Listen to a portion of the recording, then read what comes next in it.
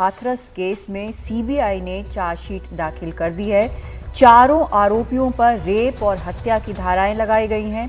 संदीप, लवकुश, रवि, रामू पर रेप और हत्या की धाराएं हैं। असल में 14 सितंबर को 19 साल की अनुसूचित जाति की लड़की से रेप और गला दबाने की वारदात हुई थी। इस दौरान लड़की को गंभीर चोट आई थी। दिल्ली के सफदरजंग अस्पताल में इलाज के दौरान 29 सितंबर को उसकी मौत हो गई थी। लेकिन उसके बाद पुलिस प्रशासन ने 30 सितंबर की रात को पीड़िता के परिवार की गैर मौजूदगी में देर रात उसका अंतिम संस्कार कर दिया था, जबकि स्थानीय प्रशासन का कहना था कि परिवार की इच्छा के मुताबिक ही अंतिम संस्कार किया गया है। तो अब इस मामले में 4 जो आरोपी हैं, फिलहाल उनके खिलाफ सीबीआई ने चार्जशीट दाखिल की है, जो कि गैंगरेप और हत्या का मामला है। Hello everyone, Razia Mashkoor. एक नया एपिसोड वतन की बात हम वतनों के साथ।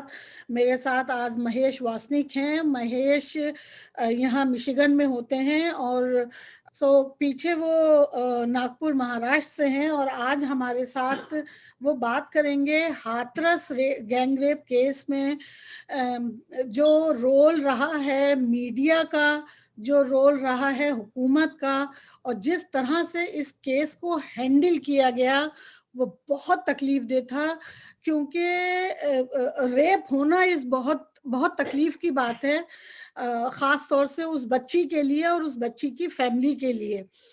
लेकिन इस केस में पर्टिकुलरली इतना मतलब बर्बरता या बारबेरिक जो कहलाता है उससे भी शायद 2 कदम आगे हमारा सिस्टम हिंदुस्तान का निकल गया। क्योंकि नॉर्मली भाई केस हुआ, पुलिस केस हुआ, बच्ची हॉस्पिटल जाती है, जी या मरी, वो अलग सवाल है। लेकिन उस इन एनी केस अगर वो जिंदा रह जाती है, रिकवर कर जाती है उस हादसे से, तो माँ बाप के पास जाती है वापस, और अगर मर जाती है तब भी उसकी डेड बॉडी माँ बाप को सौंपी जाती है। आज तक, यानी जो ये हाथरस गैंगरेप हुआ है उस वक्त तक ये एक सिस्टम था जिसके खिलाफ मुझे नहीं लगता कि हिंदुस्तान की कोई भी औरत, चाहे वो किसी भी पॉलिटिकल व्यू को मानती हो या उसका कोई भी विचार हो पॉलिटिकली, लेकिन इस बर्बरियत के खिलाफ वो कहेगी कि ये गलत है। बिल्कुल।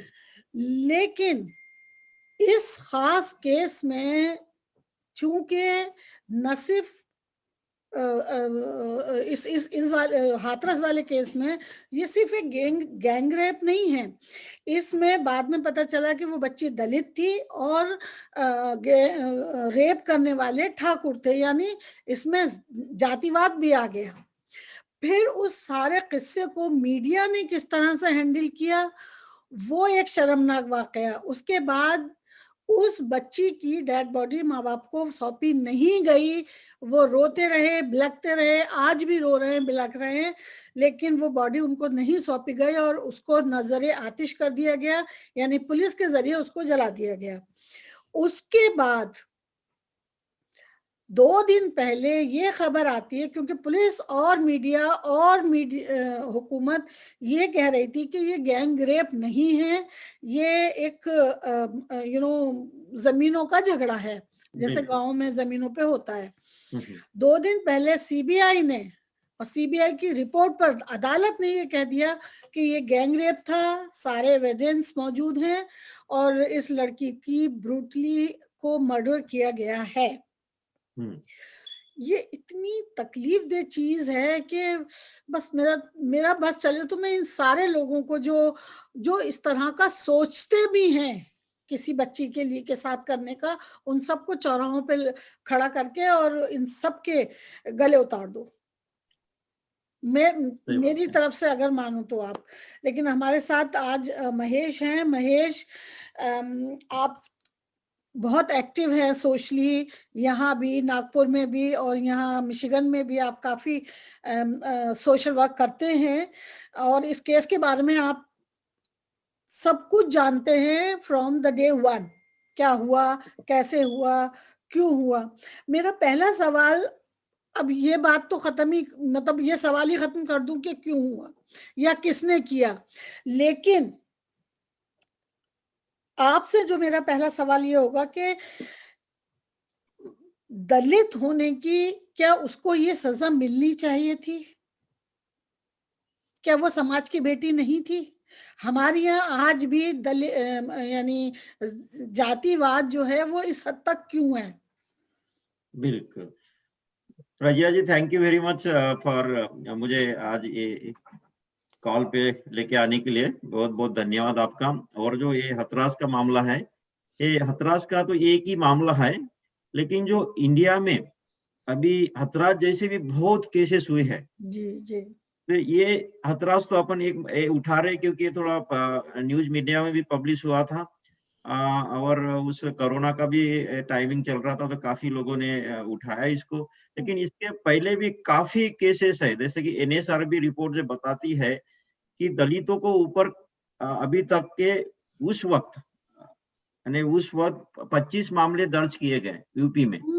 बुंदेलखंड में भी हुआ, उसके बाद में और वो बुंदेलखंड के बाद में और एक जगह वहां पे भी हुआ। तो ये जो सब केसेस है, ये इसको सारे 25 मामले दलित लड़कियों के साथ थे? ये सब दलित लड़कियों के साथ थे। Oh my God. तो लेकिन ये मामला थोड़ा सा ज्यादा उठा इसलिए क्योंकि इसमें जो ब्रूटैलिटी है जो किए है, और जो रात जो कि वहां का डीएम थे, उन्होंने इसको जला दिया गया। और एक जो न्यूज मीडिया थी, उन्होंने वो क्लिप उसी रात में रिलीज कर दिए, तभी ये केस मामला थोड़ा बाहर आया। नहीं तो ये बाहर भी नहीं आता। तो हम भी थोड़ा सा क्या बोल सकते हैं कि जो मीडिया है, जो लोकल मीडिया है वहाँ की, ये केस लेने के लिए हम उनका भी थैंक यू करते हैं, क्योंकि उन्होंने ये केस कभी थोड़ा सा भी बाहर नहीं निकाला रहता तो उसी दिन दब गया रहता। उसी दिन वो तो किसी को पता भी नहीं चलता, क्योंकि इंडिया के आपको तो सिस्टम पता है, क्योंकि कुछ कुछ केस ऐसे दबा दिए जाते हैं कि लोगों तक तो बाहर आते ही नहीं है।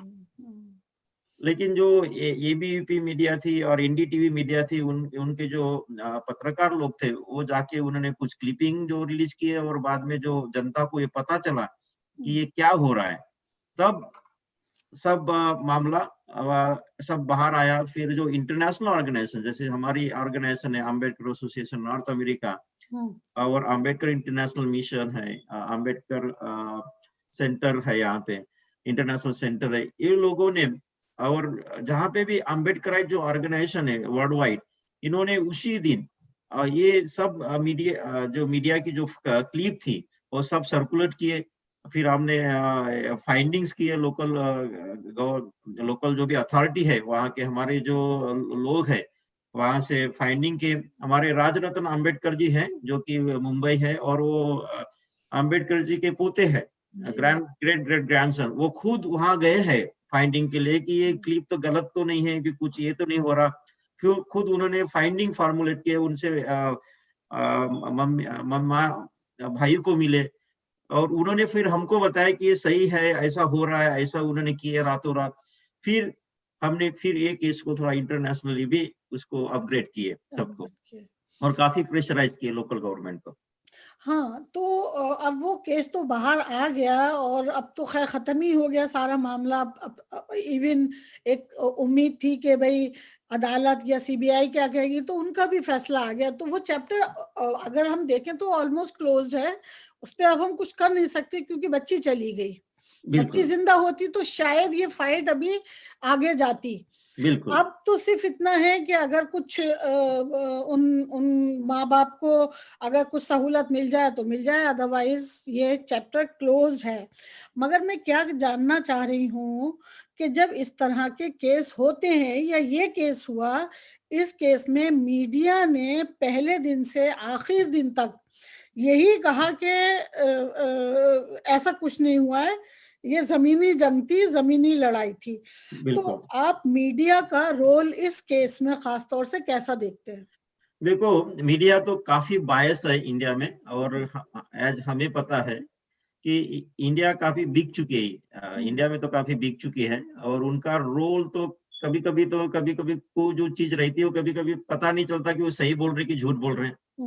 तो काफी बार तो झूठी होता है, और जो भी हमारे केस में, जो दलितों के केस में होता है, तो उसमें तो 100% वो झूठ बोलते हैं, कभी भी सही वो जो दलित रिपोर्ट है। क्या, मुसलमान क्या, आप कुछ सिखों का उन्होंने लगा दिया है कि खालिस्तानी है, तो वो बिल्कुल तो झूठ माइनॉरिटी बोल कहा रहे जा हैं। सकता है, जो भी जो माइनॉरिटी हुकूमत है, के खिलाफ है वो सब झूठे हैं, हाँ माइनॉरिटी के खिलाफ है वो झूठे है, जो भी सब झूठ क्रिश्चियन है। हाँ। हो, मुस्लिम हो, जो भी बुद्धिस्ट हो, जैनिज्म है, उनके खिलाफ ही है वो। तो हम्म इसमें क्या होता है कि हमें खुद को फाइंडिंग करने की बहुत जरूरत होती है।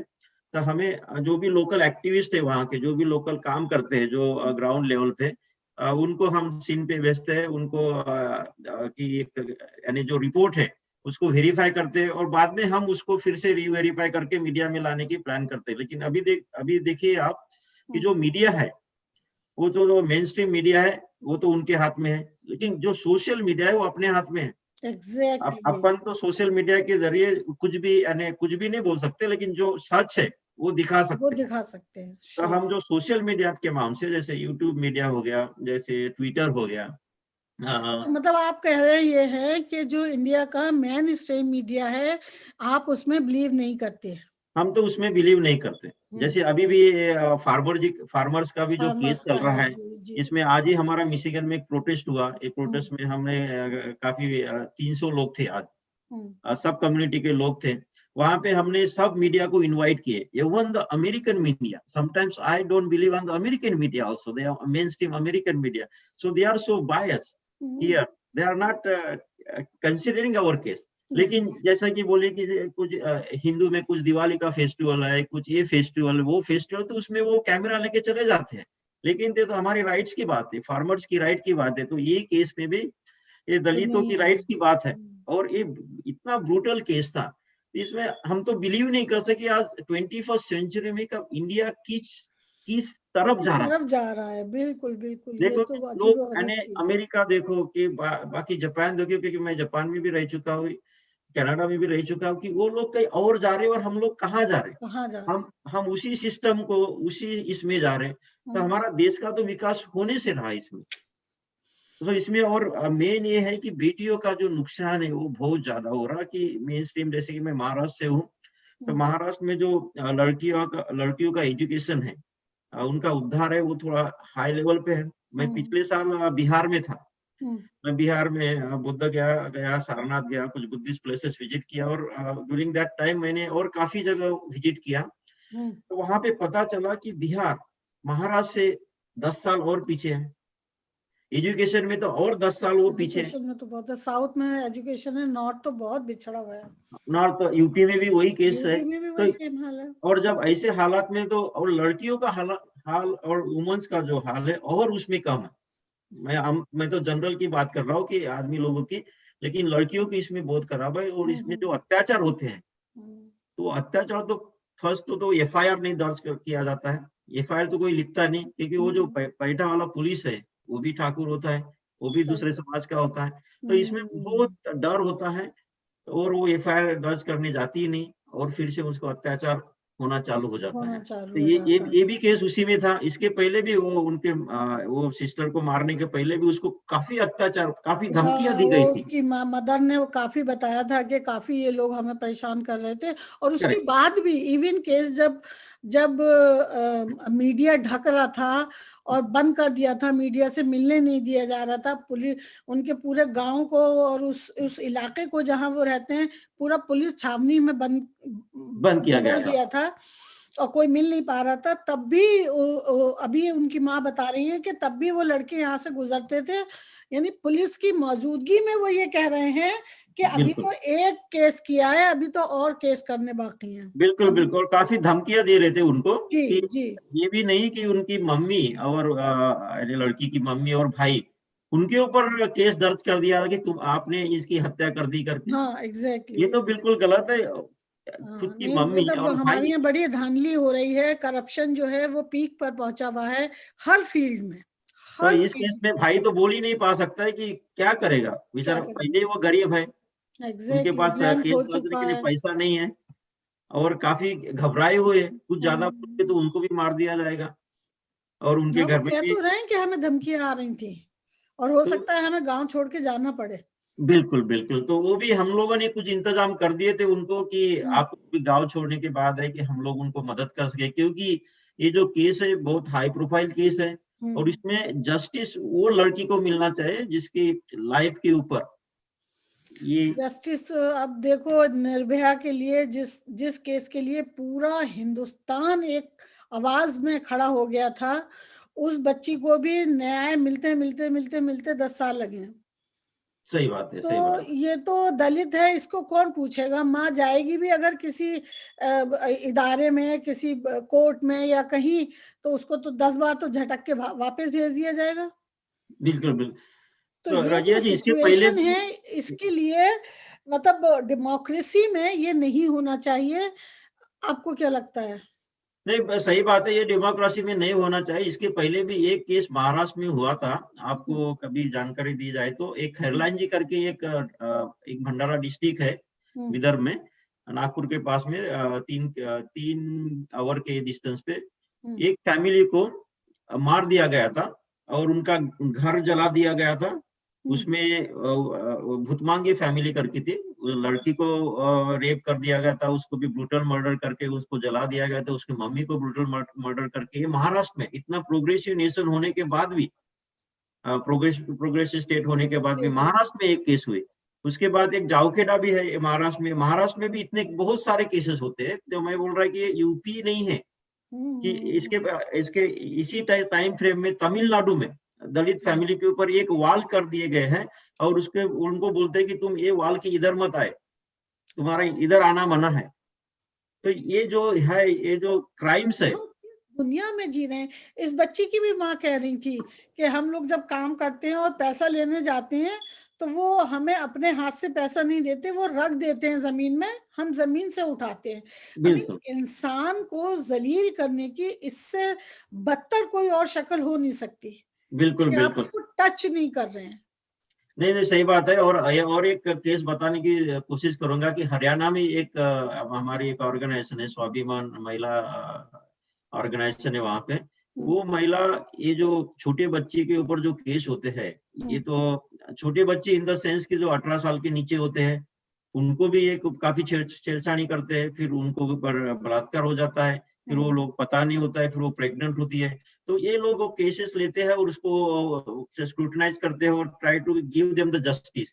तो हरियाणा में भी इतना क्राइम है ये दलितों के बेटी के ऊपर, तो ये मीडिया के सामने आता ही नहीं है, क्योंकि उनको बोला गया कि तुमने मीडिया को बताया, पुलिस को बताया तो तुरंत मार दिया जाएगा। तो इतना घनिया गया क्या हुआ है समाज। तो लेकिन इसको बचाने की या इसको प्रिवेंट करने की क्या सूरत हो सकती है? तो मुझे तो लगता है कि एजुकेशन इज वेरी इंपॉर्टेंट सबको। ये नहीं कि जो ठाकुर लोग हैं, जो अमीर लोग हैं, उनको भी एजुकेशन देना चाहिए, क्योंकि वो भी एक बेटे हैं, उनकी भी बेटियां हैं, उनको भी एजुकेशन देना चाहिए कि उनके पास तो इकोनॉमिकल पावर है, पैसा है, सब है, लेकिन फेम तुम्हारा जो है वो तो ये हो जाएगा। अभी वो ठाकुरों का फेम देखो, उनको यानी, तो ये सबको एजुकेशन देना बहुत जरूरत है। तो इसमें गवर्नमेंट का जो ये है रोल है, बहुत क्या बोलते हैं, उनका योगदान होना चाहिए कि सबको एजुकेशन और इक्वालिटी का जो ये है नारा है, वो सबके तरफ होना चाहिए। क्योंकि देखो, अभी अपने को 70 साल हो गए इंडिया को क्या बोलते फ्रीडम मिलके, और ये 70 साल में अपन सुधर नहीं पाए, तो और कब सुधरेंगे? और बदतर हो गए हम तो हिस्ट्री से कोई भी सबक नहीं ले रहे हैं। बिल्कुल हमने देखा कि रिलीजन की बेस पर एक मुल्क बना, हमारे एक मुल्क का टुकड़ा बिल्कुल अलग हुआ, और आज उसकी क्या हालत है। सही नॉट बात है। Only with in the boundaries but international level पर उसकी क्या हालत है। बिल्कुल। तो मुझे क्या लगता है रजिया जी, कि जो गवर्नमेंट जो है, जैसे कि अभी वहां पे यूपी में योगी गवर्नमेंट है, तो योगी गवर्नमेंट क्या कर रही है कि काफी हिंदू राष्ट्र के ऊपर काफी फिर से वो मनुस्मृति जो है वो फिर से लेके आने का सोच रहे हैं जी। और जो महिलाओं का जो ये था, स्वतंत्रता थी, उनका जो फ्रीडम था, वो फ्रीडम वो सब महिलाओं का दबा रहे हैं।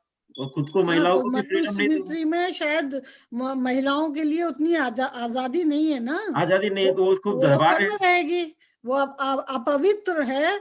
और ये बात इंडियन विमेन को सोचना चाहिए।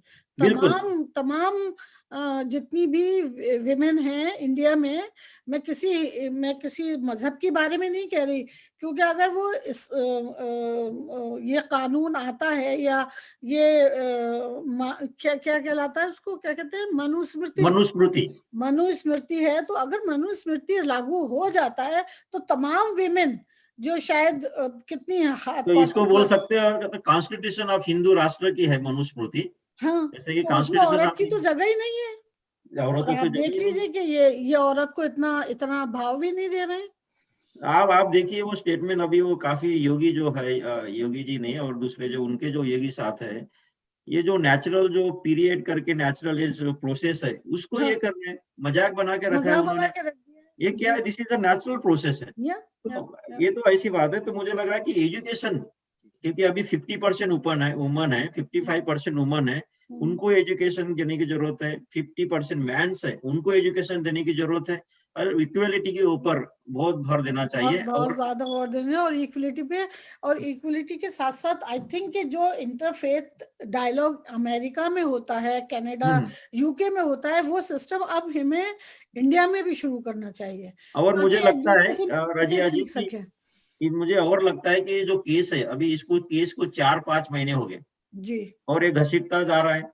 1 साल में इसका कोई रिजल्ट नहीं होगा। आप बताएं कि निर्भया कांड को 10 साल लग गए। 10 साल तो एक ऐसा कुछ कानून लेके आना चाहिए कि 1 महीने के अंदर, ये तो हम बोलते कि 1 हफ्ते के अंदर होना चाहिए, चलो 1 हफ्ते के अंदर नहीं तो 1 महीने के अंदर तुम उसको केस सॉल्व करो और उसको नहीं, फांसी इसमें दे कोई दो। शक नहीं है कि हमें डिमांड करनी चाहिए, मतलब राइट ये एक जो फास्ट ट्रैक कोर्ट्स होती हैं बिल्कुल वो होनी चाहिए, क्योंकि ये केस ऐसा नहीं है कि साल 2 साल 5 साल में एक हो गया, ये तो हर घंटे में हो रहा है भाई। सही बात है। तो इसमें हर फास्ट घंटे ट्रैक में केस हो रहा है। हमारी एक टीम है वहाँ पे, वुमन एम्पावरमेंट करके टीम है, जैसे नागपुर में वो कार्यरत है, महाराष्ट्र में। तो सेल्फ डिफेंस और सेक्सुअल अवेयरनेस के ऊपर एजुकेशन देती है और उनको न्याय बताती है कि आपके ऊपर कुछ ऐसा कुछ हरकतें हुई कि आप पुलिस में किस तरह से रिपोर्ट किया जाए, एफआईआर किस तरह से बात किया जाए। क्योंकि कुछ जगह आप भी देखिए, पुलिस डिपार्टमेंट भी इंडिया का करप्ट है इतना। कभी कभी वो ऐसे क्वेश्चन करता है कि खुद जो भी विक्टिम रहता है उसको यानी ये होता है कि क्या है, क्या क्या क्वेश्चन है तो हर आदमी मजे लेता है चीज के। हाँ, क्या क्वेश्चन है, ये क्या है। अरे मैं अपनी अपनी चीज बताने आई और तुम मुझके ऊपर उल्टा ये कर रहे हैं। तो इसलिए हम लोग उनको एजुकेशन देते हैं, उनको ये लॉ के बारे में बताया कि तुमको कौन सी कलम है, कि ये कलम के अनुसार तुम वो पुलिस को बोल सकते कि भाई ये कलम तुम ये कर सकते, ये कलम इसमें। तो थोड़ा सा नॉलेज हम लोग देते हैं। और उनके जो सेल्फ डिफेंस के जो कराटे क्लासेस है, तो वो उनके जो मिनिमम है रिक्वायरमेंट कि आपके ऊपर किसी ने ये कर दिया, किसी ने पकड़ लिया, तो आप उसको किस तरह से उत्तर देना चाहिए, प्रत्युत्तर देना चाहिए, इसके बारे में हम थोड़ा सा देते हैं। और आप जब भी आपका पर्स है, पर्स में कुछ चीज ऐसी रखी है कि जैसे भी आप रात में जा रहे हैं, कहीं बाहर जा रहे हैं, कि 11 बजे आप कहीं निकल गए, तो आपके पर्स में कुछ चीज होना चाहिए कि आपको कुछ भी हुआ, जैसे कि क्या बोलते हैं उसको, मिर्ची पाउडर हो गया, क्योंकि you are not protected anywhere. तो आप सेल्फ प्रोटेक्शन करके सेल्फ डिफेंस के लिए क्या ट्रेनिंग, तो हम लोग वो ट्रेनिंग देते हैं इंडिया में और उनको अवेयरनेस करते हैं उनके लॉ के बारे में और उनको एजुकेशन देते हैं। Very nice, very nice. Thank you so much for giving me time. No problem.